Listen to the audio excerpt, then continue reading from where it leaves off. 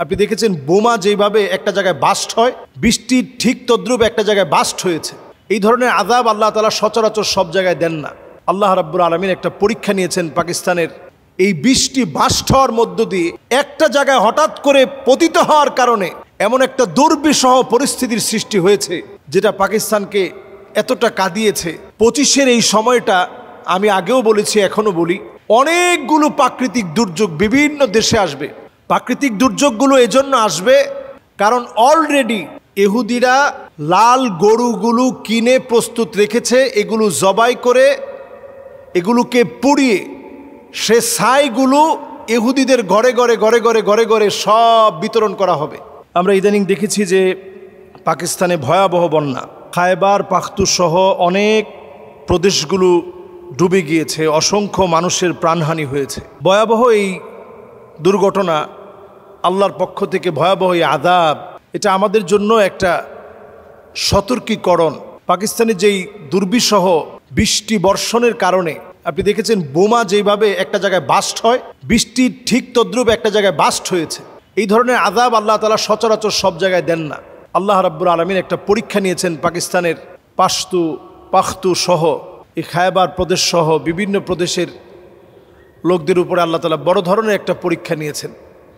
মানুষ পানির সঙ্গে কিভাবে ভাসছে, মা তার সন্তানের দিকে হাত বাড়িয়ে রেখেছে, সন্তান তার মায়ের দিকে হাত বাড়িয়ে রেখেছে, কেউ কাউকে স্পর্শ করতে পারছে না। এবং দেখা যাচ্ছে কেউ কারো সহযোগিতার জন্য এগিয়ে আসতে পারছে না। আমি একটা ভিডিওতে দেখলাম যে লোকটা রশি তাকে দেওয়া হয়েছে, ছুঁড়ে মারা হয়েছে রশিটা ধরার জন্য। তিনি ধরে পার হতে নিয়েছে, অনেক জন মিলে টানছে, কিন্তু পানির শক্তির সাথে কুলাতে পারছে না। আপনি চিন্তা করেন, এই বৃষ্টি বাস্ট হওয়ার মধ্য দিয়ে একটা জায়গায় হঠাৎ করে পতিত হওয়ার কারণে এমন একটা দুর্বিষহ পরিস্থিতির সৃষ্টি হয়েছে, যেটা পাকিস্তানকে এতটা কাঁদিয়েছে। রাস্তাঘাট ভেঙে চুরমার হয়ে গেছে, কারেন্ট থেকে মানুষ বিচ্ছিন্ন হয়ে পড়েছে, সমস্ত সেবাগুলো বন্ধ হয়ে পড়েছে, ক্ষুধার যন্ত্রণায় মানুষের তীব্রতা বেড়েই চলছে, লাশ পর্যন্ত মানুষ খুঁজে পাচ্ছে না, এমন একটা অবস্থা চলছে। তো এই অবস্থায় আমাদের তো একটু চিন্তা করা দরকার যে আল্লাহ তাআলার পানিগুলা কত শক্তিশালী। ইন্নাল মাউজা জাইশুম মিন জুয়ুশিল্লাহ, এই ঢেউগুলো সব হচ্ছে আল্লাহ রাব্বুল আলামিনের এক একটা সৈনিক। আল্লাহ তাআলা যখন বলবে সৈনিক ধর, পাকড়াও কর, সাথে সাথে পাকড়াও করে ফেলবে। 2025-এর এই সময়টা আমি আগেও বলেছি, এখনো বলি, অনেকগুলো প্রাকৃতিক দুর্যোগ বিভিন্ন দেশে আসবে। প্রাকৃতিক দুর্যোগগুলো এজন্য আসবে কারণ অলরেডি ইহুদিরা লাল গরুগুলো কিনে প্রস্তুত রেখেছে। এগুলো জবাই করে এগুলোকে পুড়িয়ে সে ছাইগুলো ইহুদিদের ঘরে ঘরে ঘরে ঘরে ঘরে ঘরে সব বিতরণ করা হবে। এর মধ্য দিয়ে তারা সুলাইমান আলাইহিস সালাতু ওয়াস সালাম যে বাইতুল মুকাদ্দাস নির্মাণ করেছিলেন, তারপরে আরও একবার নির্মাণ হয়েছে। বর্তমানের যে হালতে আছে ওই জায়গাতে তারা একটা থার্ড টেম্পল তৈরি করবে। এই থার্ড টেম্পল তৈরি করার জন্য তারা একেবারে প্রস্তুত। তো যখন তারা এইভাবে প্রস্তুতি নিচ্ছে, আমরা মুসলমানেরা যদি তাদের পক্ষে না বলি, একটা একটা মুসলিম দেশে আল্লাহ তাআলা আযাব দিয়ে পাকড়াও করবেন। একটা একটা মুসলিম দেশকে আল্লাহ তাআলা ধরবেন, বাংলাদেশকে আল্লাহ তাআলা ছেড়ে দিবেন না। কোরআনুল কারীম আল্লাহ রাব্বুল আলামিন বলছেন, আল্লাহ তাআলা পরিষ্কার বলছেন, ওয়াত্তাকু ফিতনাতাল লা তুসিবান্নাল্লাযীনা যালামু মিনকুম খাসসাহ ওয়া'লামু আন্নাল্লাহা শাদীদুল ইকাব। আল্লাহ তাআলা বলছেন, ভয় করো আমার আযাবকে। এই আযাব যখন আসবে একটা একটা করে আমি সবাইরে পাকড়াও করব। আমি তো স্বচক্ষে দেখতেছি মুসলিম বিশ্বে আযাব আসার সময়টা চলে আসছে। দুবাই অনেক বড় আযাবের সম্মুখীন হবে, সৌদি আরব অনেক বড় আযাবের সম্মুখীন হবে, কাতার, কুয়েত, বাহরাইন প্রত্যেকটা অনেক বড় বড় আযাবের সম্মুখীন হবে অচিরেই। বাংলাদেশের ভয়াবহতা কেমন হবে এটা আমরা চিন্তা করতে পারি না। আল্লাহর কাছে আমি পানাহ চাই, এই দেশটার প্রতি আল্লাহ যদি মায়া করে যদি না ছাড়ে, কত বড় আযাব আসবে এটা আমরা চিন্তা করতে পারি না। বাংলাদেশের জন্য অপেক্ষা করতেছে যেটা পৃথিবীর সবচেয়ে ভয়াবহ ভূমিকম্প এই দেশটার মধ্যে হতে পারে। কারণ আমরা আমাদের ঢাকা শহরটাকে গুনাহের রাজ্য বানিয়ে ফেলেছি।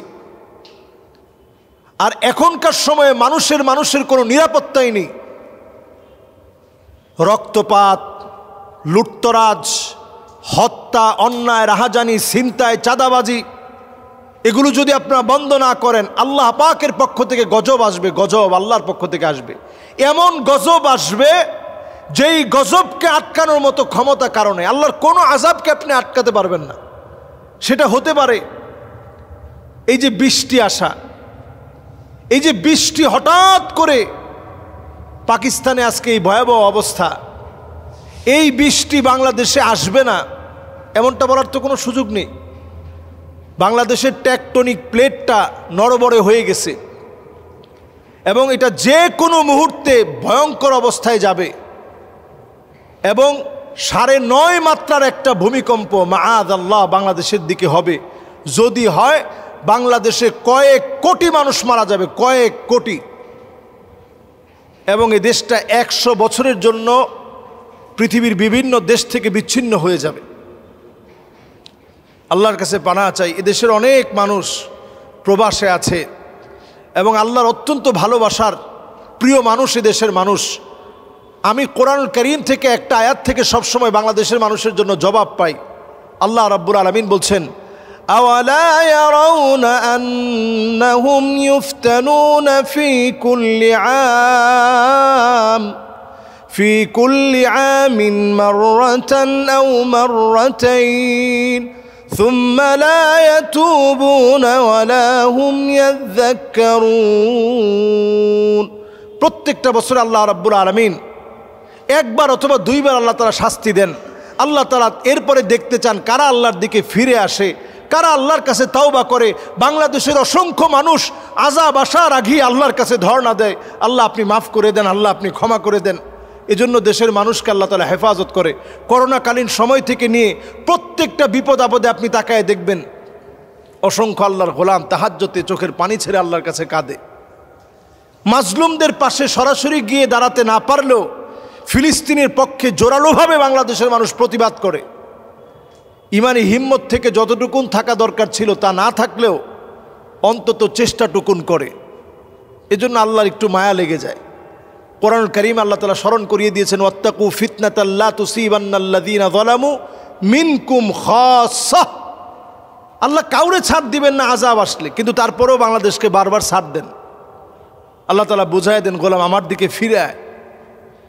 আল্লাহর কাছে পানাহ চাওয়া শুরু করি, প্রতিনিয়ত আল্লাহর কাছে মাফ চাই।